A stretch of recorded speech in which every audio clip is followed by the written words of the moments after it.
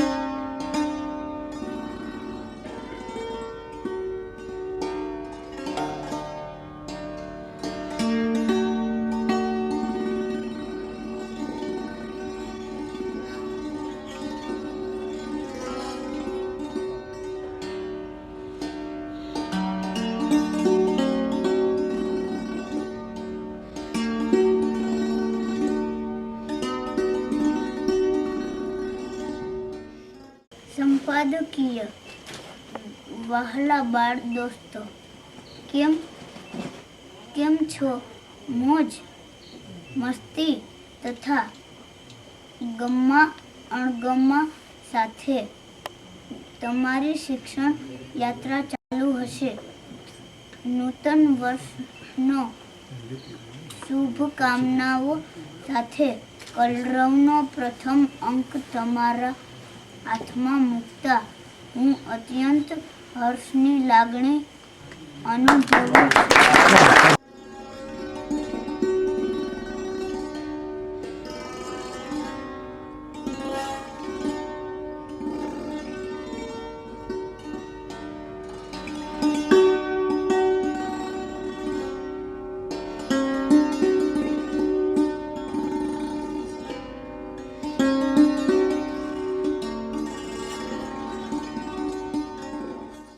શ્રીરામચંદ્રમ શરણમ પ્રપદ્ય, શ્રીરામદૂતમ શરણમ પ્રપદ્ય. આજનો હમણાં જેમ હેમંતભાઈ કહ્યું તેમ નાનકડો આ પ્રસંગ છતાં બહુ જ મહત્વનો પ્રસંગ.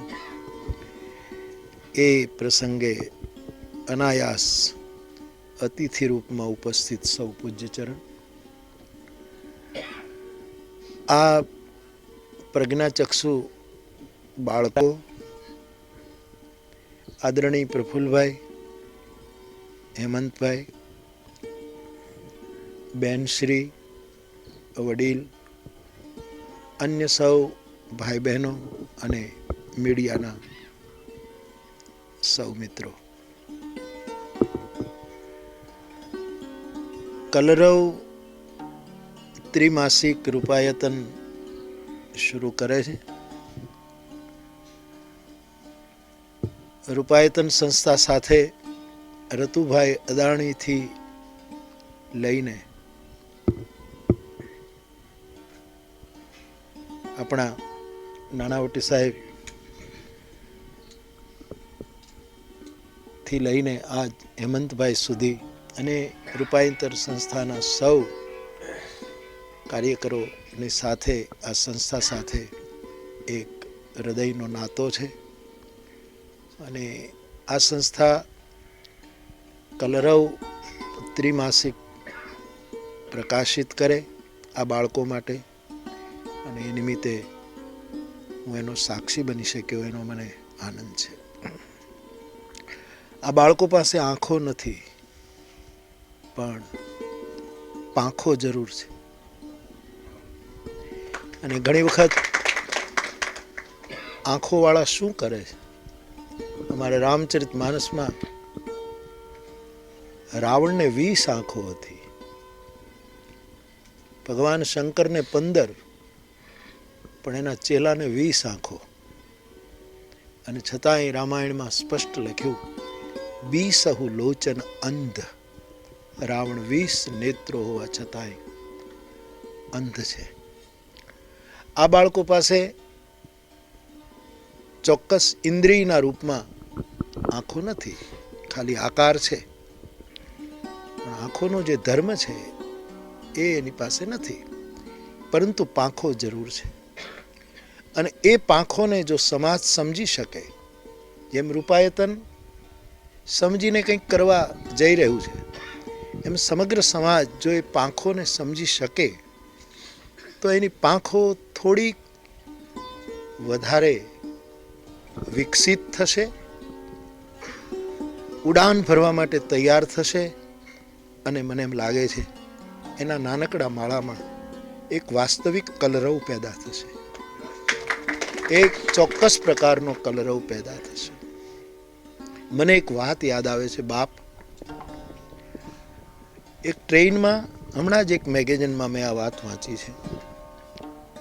એક ટ્રેનમાં એક વૃદ્ધ માણસ અને એનો પૌત્ર, જેમ હમણાં એક બાળકને આપણે કલરવ અર્પણ કર્યું, બધા જ બાળકો વતી એક બાળકને આપણે આપ્યું, એવો એક બાળક એટલી ઉંમરનો એ ટ્રેનમાં મુસાફરી કરે છે.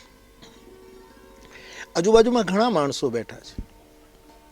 એમાં એક નવું પરણેલું એક કપલ, એ પણ લગ્ન પછી 1-2 દિવસમાં જ ક્યાંક ફરવા માટે નીકળ્યું છે, એ પણ એ જ ડબ્બામાં છે. પેલું બાળક બારી પાસે બેઠો છે, બારી ખુલ્લી છે, અને એટલો બધો અહોભાવમાં છે કે એની કોઈ સીમા નથી. જે કોઈ જોવે એ બાળકને બધા બાળક ઉપર કેન્દ્રિત થઈ જાય છે કે આ બાળક આટલો બધો આનંદ શેનો માણી રહ્યો છે.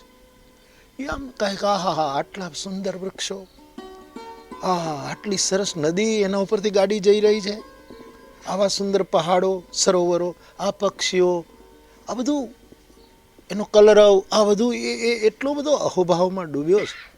એનો દાદો એની પીઠ ઉપર હાથ ફેરવે અને અંદરથી બહુ રાજી થાય. 1-2 વખત પહેલા પરણેલા નવ દંપતીએ ટકોર કરી દાદાને, તમારા બાળકને શાંત રાખો ને, અમને ડિસ્ટર્બ કરે છે, એ સતત બોલ કરે છે, અને તમે એને શાંત કરો, અને બને તો બારી બંધ કરી દો. એ સતત બારી ખુલ્લી રાખે છે, ઠંડી હવા આવે છે. એમ પેલા નવા પરણેલા વિરોધ કરે છે, બીજા પણ થોડોક વિરોધ કરે, પણ પેલો દાદો ધ્યાન આપતો નથી.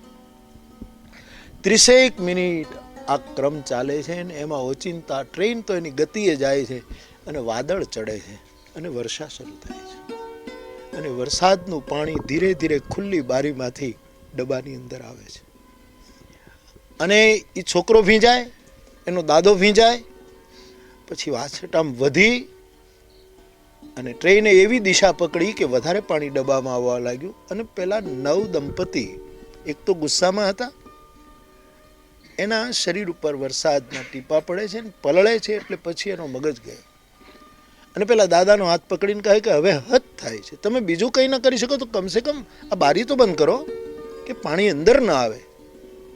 અને આટલો બધો શેનો હરખ છે આ છોકરા ઉપર, આટલું બધું હેત શાનું? ત્યારે પોતાના ખભા ઉપર રહેલા એક નાનકડા વસ્ત્રથી એ વૃદ્ધ આંખો લૂછીને એટલું જ બોલે છે કે આજે જ હોસ્પિટલમાંથી આ બાળકને હું લાવ્યો છું. એને આંખ નહોતી,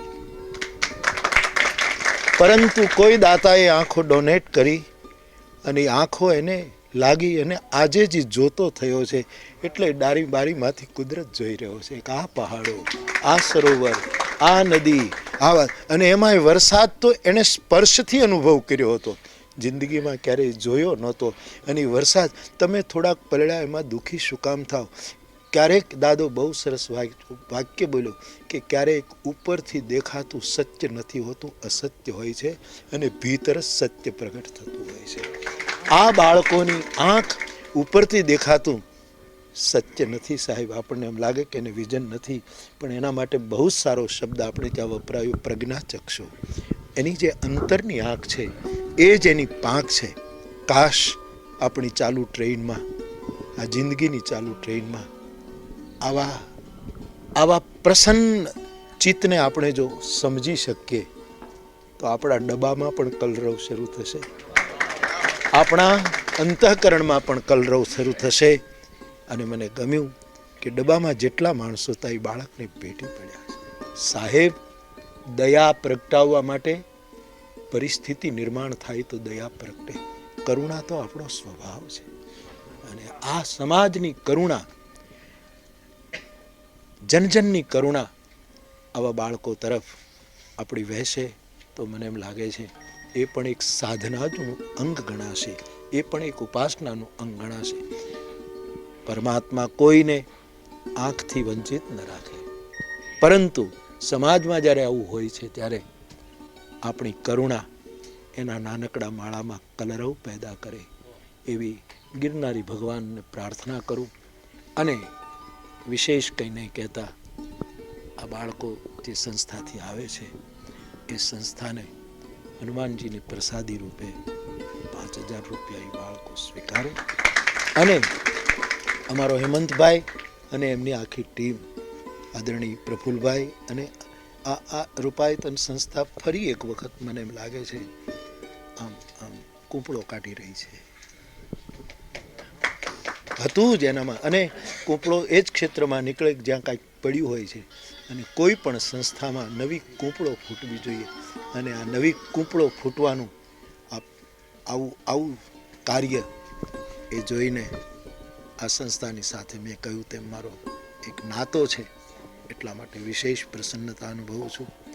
હેમંતભાઈને સંસ્થા માટે પણ 5,000 રૂપિયા એ સંસ્થામાં શુભ કાર્યમાં આ નિમિત્તે જ્યાં લગાડવા હોય ત્યાં લગાડે. ફરી એક વખત આવો. આ જગતમાં એક મારો ધર્મ હોય છે, એક તમારો ધર્મ હોય છે. મારો ધર્મ હિન્દુ હોય તો કોઈ મુસ્લિમ ભાઈનો ધર્મ મુસ્લિમ હોય કે ઈસાઈનો ધર્મ ઈસાઈ હોય કે બૌદ્ધનો. એક મારો ધર્મ હોય છે, એક તમારો ધર્મ હોય છે. એને સ્વીકારીને આપણે સમાજમાં હવે એક આપણો ધર્મ ઊભો કરવો પડશે કે જેની આગળ પાછળ કોઈ નામ ન હોય, જેની આગળ પાછળ કોઈ વિશેષણ ન હોય. મારો વ્યક્તિગત ધર્મ હિન્દુ હોઈ શકે, તમારો વ્યક્તિગત ધર્મ ઇસ્લામ, પણ જ્યારે આપણો ધર્મ આવે ત્યારે કેવલ વિશેષણ મુક્ત ધર્મ હોય. અને એવા ધર્મમાં જ સત્ય ફૂલશે ફાલશે, એવા જ ધર્મમાં જગતને પ્રેમ મળશે, એવા જ ધર્મમાં કરુણા પ્રગટ થશે. અને એ કેટલાય સૂના ઘરમાં, કેટલી સૂની આંખોમાં ફરી એક વખત પંખીડાની પાંખો ફફડાવીને કલરવ પેદા કરશે. હનુમાનજીના ચરણમાં પ્રાર્થના કરીને, આ બાળકોને મારા પ્રણામ કહીને, એમને શિક્ષા દીક્ષા આપનારા બેન અને આ વડીલ અથવા તો જે આ કાર્યમાં લાગ્યા છે એમને પણ ખૂબ ખૂબ સાધુવાદ આપીને અને આપણી આ સંસ્થા રૂપાયતનને પણ મારા હૃદયની પ્રસન્નતા અર્પણ કરીને હું મારા વક્તવ્યને વિરામ આપું છું. જય સિયારામ.